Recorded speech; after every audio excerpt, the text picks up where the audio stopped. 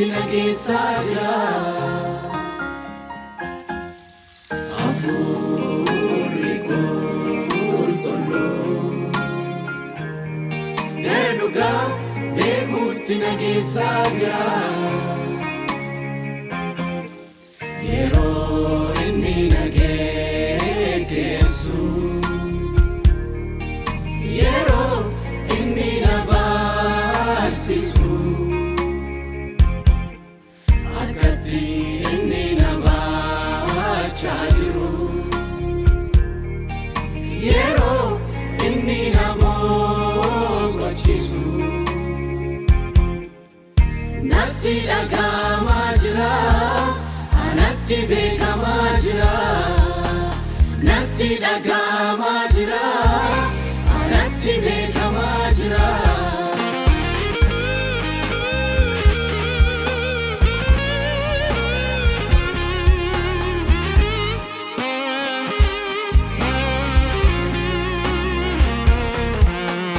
Yaa fayyina koof na jabeessee, ulfina kee na yaachisa. Guyyaa fayyina koof na jabeessee, ulfina kee na yaachisa. Ol baatee kan naaf ergitee, abdii kee inni jiraata. Hafuurri kee narra buufatee nagaasa. Ol baatee kan naaf ergitee, abdii kee inni jiraata. Hafuurri kee narra buufatee nagaasa. Nagaalata, hafuurri kee nagaalata, hafuurri kee nagaalata, hafuurri kee nagaalata, argamuun kee nagaalata, argamuun kee nagaalata, argamuun kee.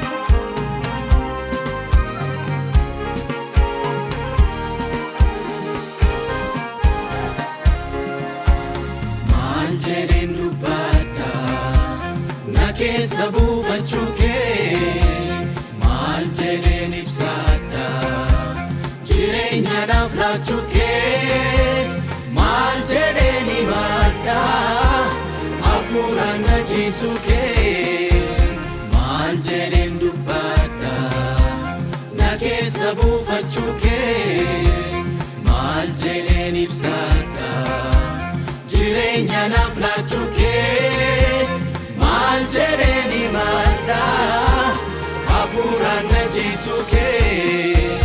Yaa'aan bishaan jiraata keessa kootii burqaa jira, akkaan hin dheebonnetaan aara galfachaa jira. Yaa'aan bishaan jiraata keessa kootii burqaa jira, akkaan hin dheebonnetaan aara galfachaa jira. Yaa'aan bishaan jiraata keessa kootii burqaa jira, akkaan hin dheebonnetaan aara galfachaa jira.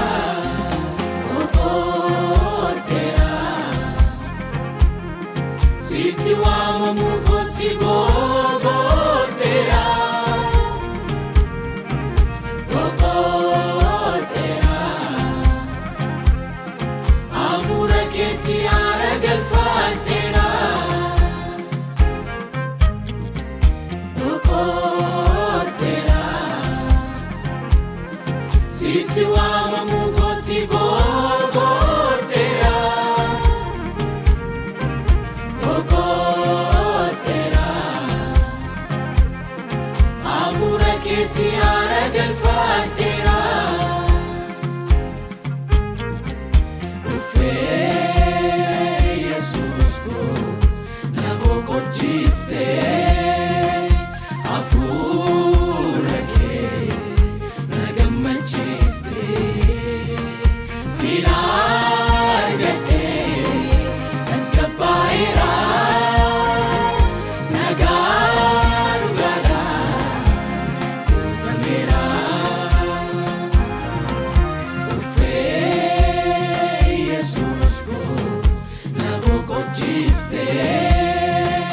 hafuura kee na gammachiiste.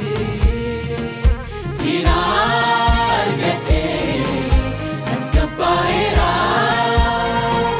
nagaa dhugaadhaan guutameera.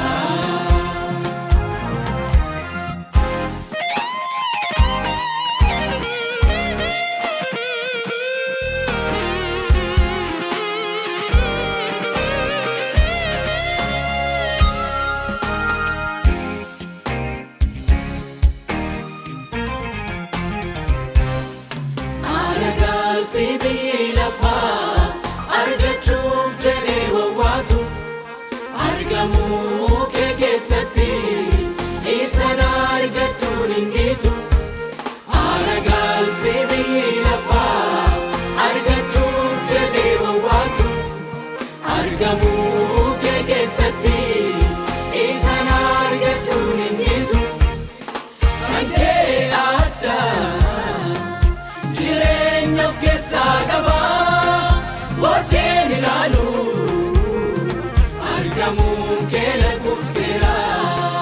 Kan kee addaa jireenya of keessaa qaba, boodeen ilaalu argamuun